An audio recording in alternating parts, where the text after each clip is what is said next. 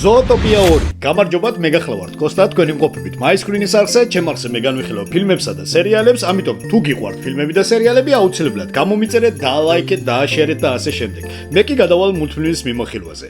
მის პირველი ნაწილსა და მეორე ნაწილის შორის გავიდა დაახლოებით 10 წელი, ვისაც არა გაქვთ პირველი ნაწილი ნაყურები, აუცილებლად გირჩევთ.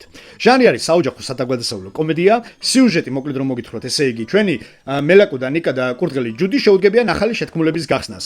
მეორე ნაწილში ჩვენ უფრო ღრმად გავიცნობთ ამ ქალაქის ისტორიას და ასევე გავიცნობთ ბევრ ახალ ცხოველებს. ახლა კი რაც შეეხება მის შეფასებას, IMDb-ზე 7.9 აქვს შეფასება, ტომატებზე 93%, რაც რა თქმა უნდა შემოსავალზე ძალიან აისახა. ესე იგი, მულტფილმში იყო დახარჯული დაახლოებით 150 მილიონი პლუს მარკეტინგი, ვთქვათ 250 მილიონი და დღეს მან უკვე მოუტანა დისნეის 1 მილიარდი.